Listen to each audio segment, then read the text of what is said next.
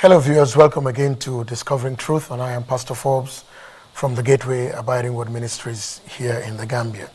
I want to start what I believe would be a new series and possibly two parts, and I've entitled it Asking for Help Along the Way. Asking for Help Along the Way. What I have at the back of my mind, of course, is as the nation moves to what we all desire, and each one of us desires for the best principles, best practices to be observed and become normative in our national life.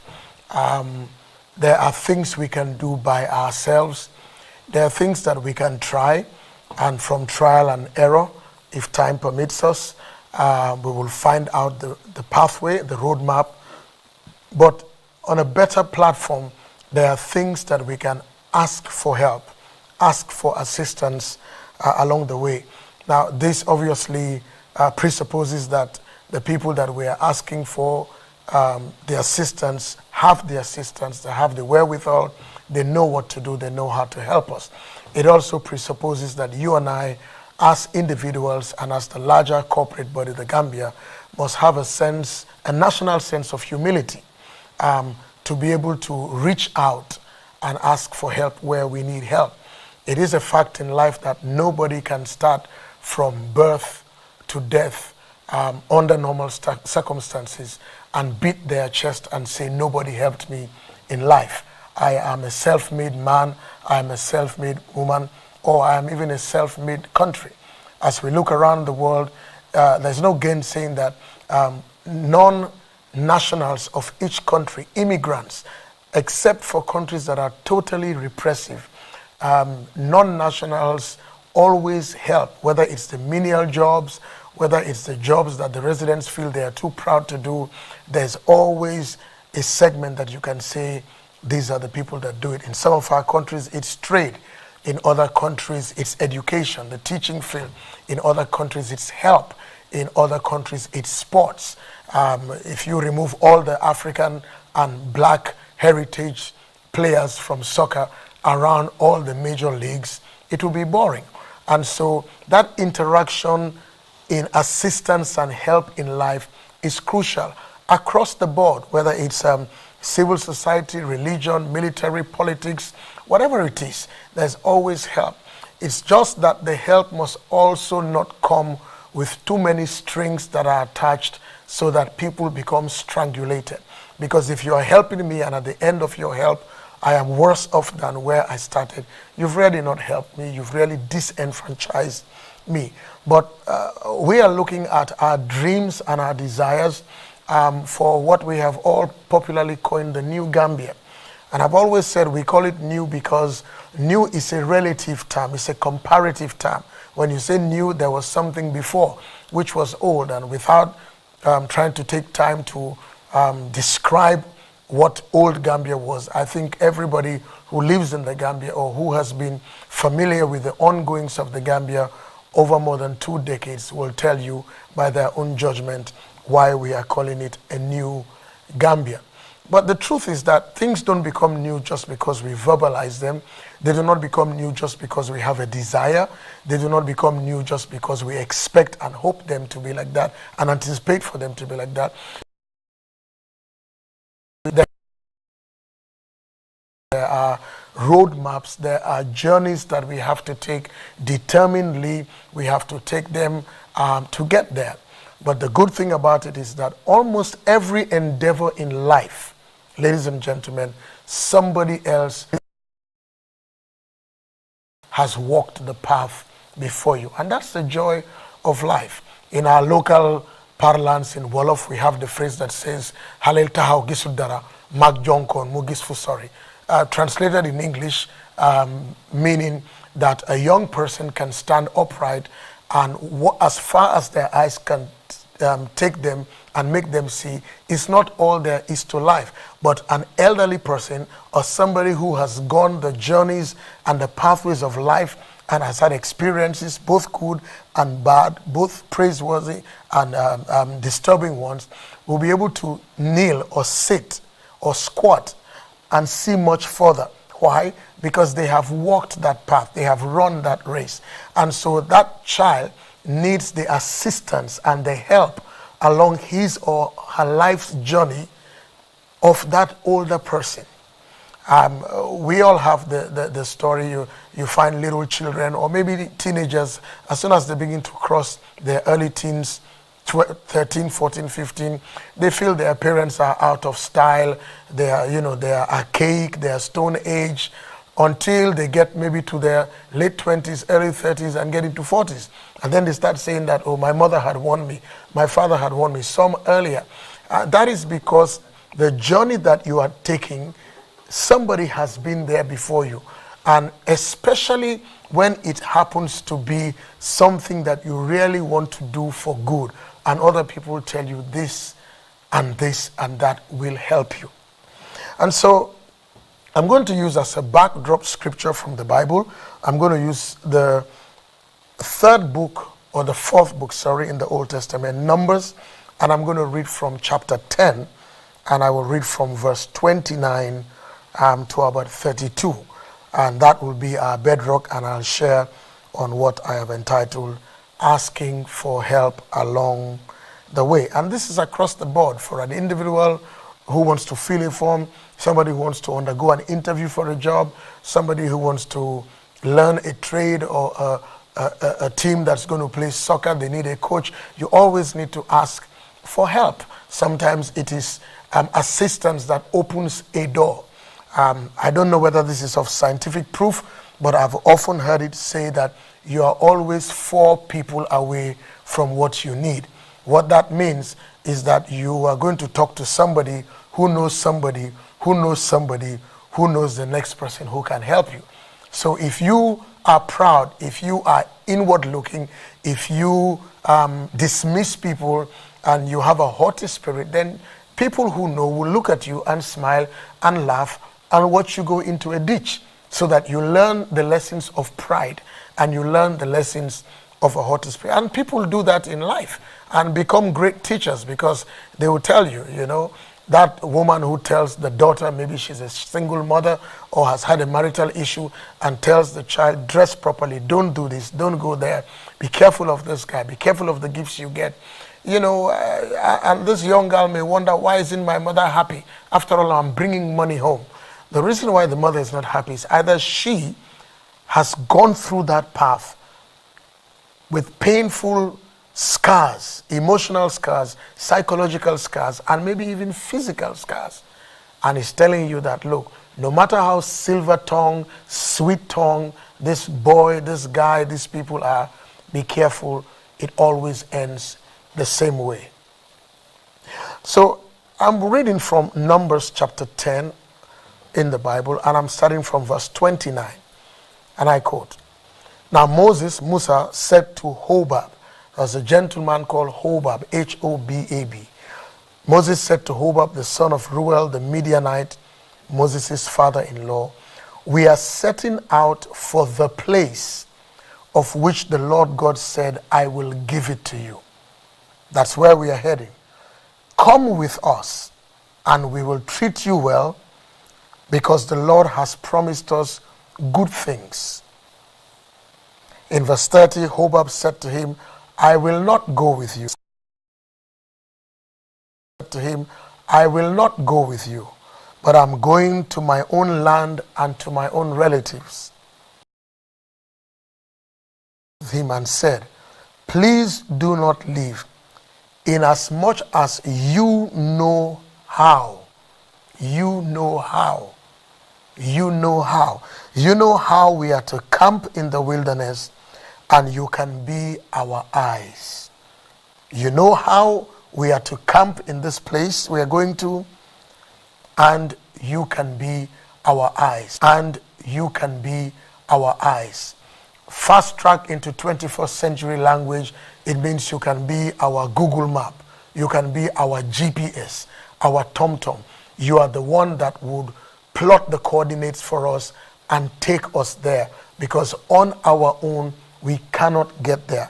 Yes, we have the promise, and in the case of our country we have the desire, and we have the goodwill. God knows the Gambia has regional goodwill, continental goodwill, AU goodwill, EU goodwill, UN Security Council goodwill, UN General Assembly. We have goodwill everywhere.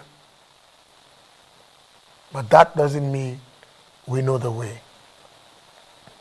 And it says to him that it shall be, if you go with us, everything good that God does for us, the same we will do to you. Now this is Numbers chapter 10 from verses 29 through 32. And if you trace this man Hobab, he became like the progenitor of a people called the Kenites. And the truth is that when the Hebrew people got into the land that they were given by God as their inheritance, the Kenites were there with them. So the assumption, rightly so, is that Hobab later on changed his mind and said, okay, I will go with you. Now, a lot of us know the horrendous stories about Barkway and all that, but sometimes when you listen to the boys and you listen to the movement from Banjul to, you hear all these different names, there's always one person who is a guide and hands you over to some other person. Whether you are mountain climbing or whether you are navigating a river, it's always like that. It means that along life's journey, you will need help. I will need help. We will need help, especially when we are charting uncharted territory and uncharted waters. We've never been that way before. I've said this many times. I believe I said it 2 weeks ago when the 1994 July 22nd coup took place. I remember having an argument a few weeks later with my mentor, and he was telling me categorically clear that if these guys don't go back after 6 months, your nation is in trouble. And I remember actively telling him, no, sir, these are soldiers with a difference. There's accountability, probity, and and he says to me, you are in revolution mode. And years later, he asks me, and I say, I wish I had known better. Why? Because his country had gone through successive military coups and had military leaders. And I think in their history, from when that nation became independent to now, they have had more years together as a military-ruled nation than as a civilian-led nation. So he knew what he was talking from. And there was another gentleman from another West African country who was saying that this is not going to work, this is not going to work. But because we had not been that way before, we didn't understand what it was. And so sometimes it is wise for you to take advice. It is wise for us to take counsel. And believe you me, you can tell when somebody wants to hoodwink you. You can tell when somebody is lying. You can tell when somebody is trying to use you. There is a verse in the Bible that goes like this: in the multitude of counselors, there is safety. So it's not just one person. In our own national endeavor, we must be able to find, I believe it's the reason why in procurement, when you want to buy something officially, you are asked to bring 3 pro forma invoices. And if you want to buy maybe, let's say, this television camera that I am speaking into, and maybe one person quotes it for $200,000, which is maybe something like $10,000, and somebody quotes it for $25,000, and somebody says $2 million. The disparity in the quotations will make you do some much due diligence, do some much research to find out.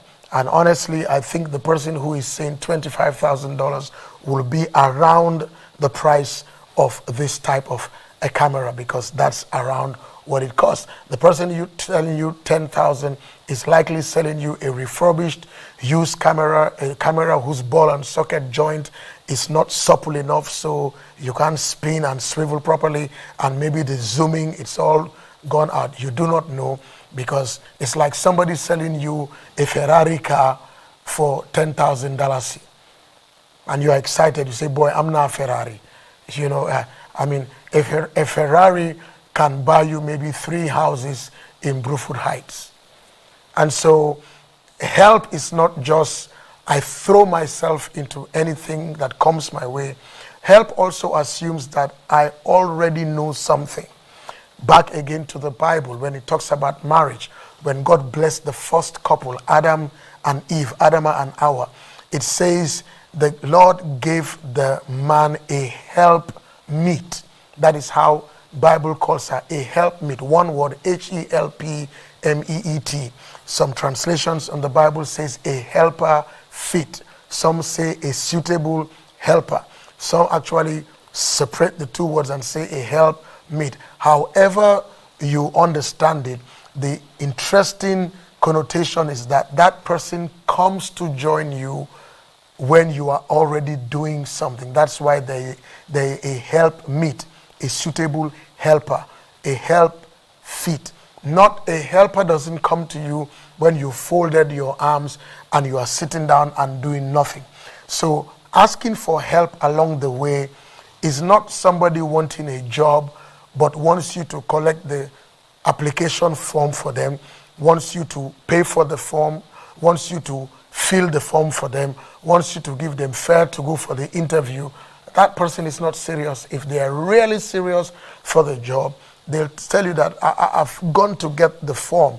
And you ask them, why are you sweating? Well, I'm sweating because I had to walk. I didn't have money for transport fare. I walked. So the fact that they gave you sweat equity tells you that they are interested in that job. And then you can say, well, take this $50 hit towards the transport so you don't walk back. But if they come in what in my Creole language they say, long hand, long foot, that's they just come, help me and give me everything. No. If you're really serious in help, you bring equity. And that's why all assistances, whether it's bilateral or multilateral, they look for equity. Give us land. Bring something on board. There must be something you are also sacrificing to show that you really believe in this journey that you are going. And over and beyond that, you are also recognizing that if you do not have the requisite professional help, or in terms of spiritual things, the requisite prophetic help, you will hit your head on a wall, or you may go in circles for a long time. You see, ladies and gentlemen, if you want a job, for example, and somebody says, well, can you drop your resume in my office tomorrow? Now, it's either you know what a resume is or you don't. And because Google is everybody's friend and all the telcos are fighting on who has the cheapest megabytes in Gambia, you can buy some megabytes and type resume and it will tell you what it is. And chances are it will give you prototypes, it will give you samples, and all you have to do is fill in your name and the requisite details as is relevant to you, and you print and you come out with it. So if you come the next day and say, well, I couldn't do it, I don't know what to do. I don't know what to do is not an excuse anymore. Sometimes we found in a very hilarious way, almost every time a new president is sworn into power in a lot of nations and they read their speech and they're given a standing ovation just for us to hear that 2 phrases were plagiarized from somebody else's speech 10 years ago, or 2 phrases were taken from somebody's book. Now, much as plagiarization is wrong, you must acknowledge people for their intellectual property and give them their copyright and royalties as is due. But the fact is that somebody actually researched for that speech to have been written and to be accorded standing ovation. It means that somebody went to the internet, somebody went to the library, somebody called up something. They looked for help. That's what I'm saying. And so for us as a nation, if you ask me what is the new Gambia, and I ask you what is the new Gambia, where are we heading to? We may have some points of commonality, especially in terms of human rights, free speech, religious freedom, and all that, and prosperity, that we will not be muzzled where you cannot prosper except somebody gives you the permission to prosper in the country and can take your prosperity. No. We will want that. We want liberty in gender issues and all that. But we have to put all that together and come up with a crispy, critical, sharply defined, knife-edge vision. And then we now need to seek for help. If we seek it from the wrong people, we will pay such a high price and we will get into trouble. And let me go back to what I was saying, because I was using help meet. You cannot get married, at least in Bible understanding, the help meet. So if I am trying to lift my iPad up, or I'm trying to lift this desk, maybe I am doing my best, but there is a point to which strength cannot get this job done. I am not going to call a 5-year-old boy. I am not going to call a 99-year-old man or woman who is on crutches and maybe is really old. It will be really unwise for me and disrespectful to also call an 8-month pregnant woman to help me do this. Why? Because the requisite energy, strength, focus, and assistance that I need is not at that stage of their life resident in them to help me. Maybe the wisdom is, but to move this table, I just don't need wisdom, I need physical strength. So when we look at the things that we desire as a nation, when we look at our national development plan, the blueprint, when we look at all the aspirations and all the commissions going on and all the workshops and all the strategic plannings and all the national stakeholder meetings and all the things that we do, much of which are really almost the same as what we have done before. Workshops, the same people, the same things. The issue is that, are we asking for real help? I know in the development parlance there is a phrase, and it's a proper phrase when employed properly, that when you go to a community and a people and you want to assist them, you ask them for what is called their felt needs. Needs that can be felt. Where is it biting them? What are their priority concerns? What are their felt needs? Because you can come in with pre-packaged ideologies, pre-packaged methodologies. You can come in with something that worked wonderfully in Iceland. It will melt in the Gambia because we are working with 31, 32, 33 degrees. So two things have to happen. Either you have to domesticize it and we have to customize it to be relevant to where we are with respect to the national uniqueness of our country. If not, you find help that comes to help people and it ticks off all the checkpoints at the end and goes away with a briefcase, goes away, but nothing has been done. Sometimes you have to also deal with mindsets. I've given this story, true story, before. I read by somebody who wrote a book who was lecturing female SEN nurses in a West African country. And this Caucasian trainer was telling them the causes of polio and poliomyelitis, and talked about the virus and possibly drew the virus, talked about its mutation and all that, and what to do to ease people and the vaccinations and all that. And at the end, being the good lecturer that she was, she felt, let's have a little Q&A, a question and answer time, so that I can be sure that these students understand. And so she said, first question she asked was, who can tell me the cause of polio? And this young girl put her hand up excitedly, and the lecturer said yes, expecting an answer from what she had taught.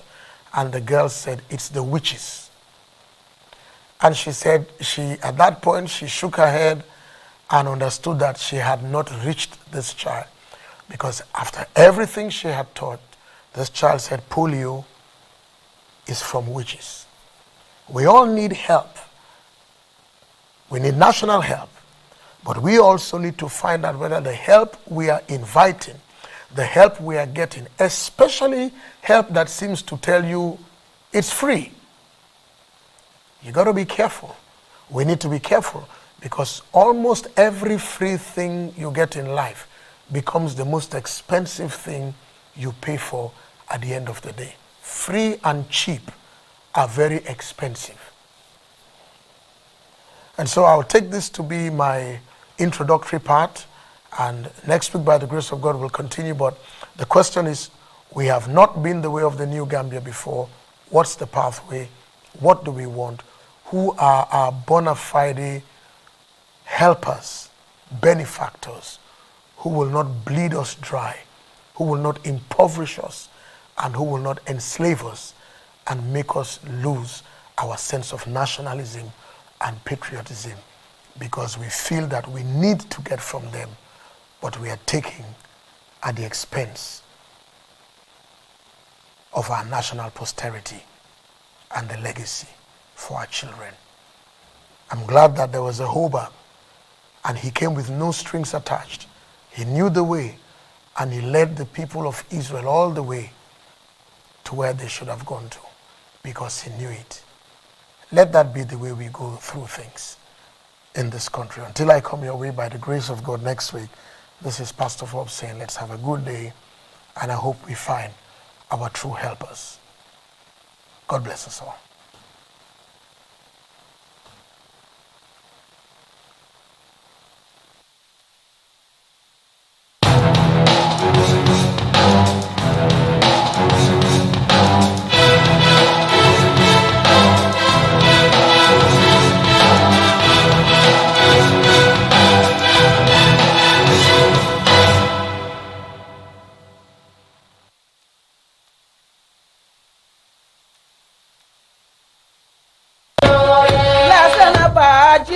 Gani konyo nyai bilinge konyo soni kole mu konyo paraji da amana konyo imali da amana konyo igambi da amana konyo re konyo re yere mudemba konyo konyo isumbu jamada amana konyo isoni kontara ale mugonyo